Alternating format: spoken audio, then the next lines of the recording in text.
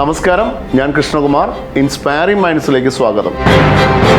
കുട്ടിക്കാലം മുതൽക്ക് തന്നെ നമ്മൾ പലതരത്തിലുള്ള സ്വപ്നങ്ങൾ കാണുന്നു. പക്ഷേ എല്ലാ സ്വപ്നങ്ങളും യാഥാർത്ഥ്യത്തിലാവുന്നില്ല.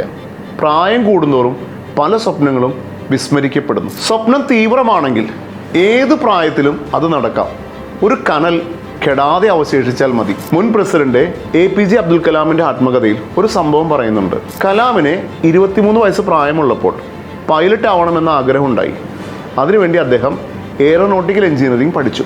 എയർഫോഴ്സിൽ പൈലറ്റ് ആവാൻ ടെസ്റ്റ് എഴുതി പാസ്സായി ഇൻ്റർവ്യൂവിന് പങ്കെടുത്തു. മൊത്തം 10 പേര് ഇൻ്റർവ്യൂവിനുണ്ടായിരുന്നു. പക്ഷേ 9 വേക്കൻസികൾ മാത്രമേ അവിടെ ഉണ്ടായിരുന്നുള്ളൂ. ഇൻ്റർവ്യൂവിൽ കലാം 10ാമതായി. ബാക്കി 9 പേരും സെലക്ട് ചെയ്യപ്പെട്ടു. പിന്നീട് അദ്ദേഹം ISROയിൽ ജോയിൻ ചെയ്ത് സയൻറ്റിസ്റ്റായി മാറി. വർഷങ്ങൾ കഴിഞ്ഞു. 2002 അബ്ദുൽ കലാം ഇന്ത്യയുടെ 11ാമത്തെ പ്രസിഡന്റായി ചുമതലയേറ്റു. രാജ്യത്തിൻ്റെ സുപ്രീം കമാൻഡറായി മാറി. തൻ്റെ പഴയ സ്വപ്നം അദ്ദേഹം ചീഫ് ഓഫ് എയർ സ്റ്റാഫിനോട് പറഞ്ഞു. അവർ കലാമിന് 6 മാസത്തെ പരിശീലനം കൊടുത്തു. അങ്ങനെ 73ാമത്തെ വയസ്സിൽ സുഖോയ് 30 എന്ന യുദ്ധവിമാനം പറത്തിക്കൊണ്ട് അദ്ദേഹം തൻ്റെ സ്വപ്നം സാക്ഷാത്കരിച്ചു.